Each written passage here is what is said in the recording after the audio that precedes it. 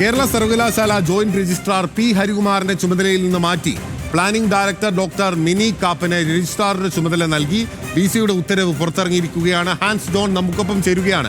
Hans, വളരെ വേഗത്തിലുള്ള നടപടിയാണ്. ഇന്നലെ ഈ സിൻഡിക്കേറ്റ് യോഗത്തിന് ശേഷം വിസി ഇറങ്ങിപ്പോയതിനു ശേഷവും സിൻഡിക്കേറ്റ് യോഗത്തിൽ തുടർന്നതിനാണ് ഈ നടപടി എന്നാണ് മനസ്സിലാക്കുന്നത്.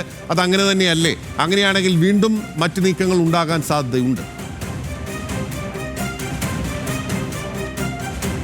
തീർച്ചയായും ബിനിൽ, പക്ഷേ ആ കാര്യത്തിൽ കൂടുതൽ വിശദീകരണം തേടിയതിനു ശേഷമായിരിക്കും സിസ തോമസ് നടപടികളിലേക്ക് കടക്കുക. പക്ഷേ അതിനേക്കാൾ ഉപരി പ്രാഥമികമായി നമുക്ക് മനസ്സിലാക്കാൻ കഴിയുന്നത് പി ഹരികുമാർ ഇന്ന് അനധികൃതമായി അവധിയിൽ പ്രവേശിച്ചു. യാതൊരു വിധത്തിലുള്ള അറിയിപ്പും വി സിക്ക് നൽകാതെയാണ് താൽക്കാലിക രജിസ്ട്രാറും ജോയിന്റ് രജിസ്ട്രാറും കൂടിയായിട്ടുള്ള പി ഹരികുമാർ അവധിയിൽ പ്രവേശിച്ചത്. അതും 2 ആഴ്ചത്തെ അവധിയിലായിരുന്നു. ഇതിനെ സംബന്ധിച്ച് യാതൊരു വിധത്തിലുള്ള വിശദീകരണമോ അല്ലെങ്കിൽ അറിയിപ്പോ സിസ തോമസിന് നൽകിയിരുന്നില്ല.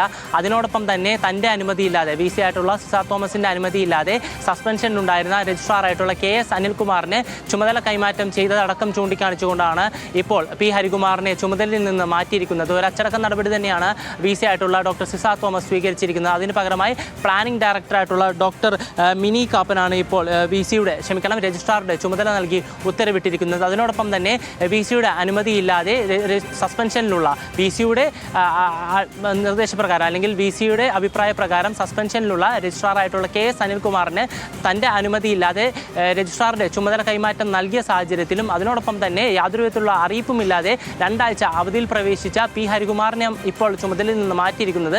ഇതാണ് പ്രധാനമായിട്ടുള്ള കാരണം. അതിനോടൊപ്പം തന്നെ ഈ വിഷയത്തിൽ വിശദീകരണവും തേടും. അതിനോടൊപ്പം തന്നെ കർശനമായ അച്ചടക്ക നടപടികളിലേക്ക് കൂടി കടക്കാനുള്ള സാധ്യതയുണ്ട്. സസ്പെൻഷൻ അടക്കമുള്ള കാര്യങ്ങളിലേക്കായിരിക്കും വി സി ഇനി കടക്കാൻ സാധ്യതയുള്ളത്. അതിനോടൊപ്പം തന്നെ ഈ വിഷയവുമായി ബന്ധപ്പെട്ട് ഹരികുമാറിനെ മാറ്റി നിർത്തിയിരിക്കുകയാണ്. വി സിയുടെ ഉത്തരവ് പുറത്തു വന്നിരിക്കുകയാണ്. കൂടുതൽ സങ്കീർണമാവുകയാണ് കേരള സർവകലാശാലയിൽ കാവിക്കൊടി ഏന്തിയ ഭാരതാംബയുമായി ഗവർണർ എത്തിയതിനു ശേഷം ഉണ്ടായിട്ടുള്ള വിവാദങ്ങൾ. ഹാൻസ് ജോണാണ് വിവരങ്ങൾ നൽകിയത്.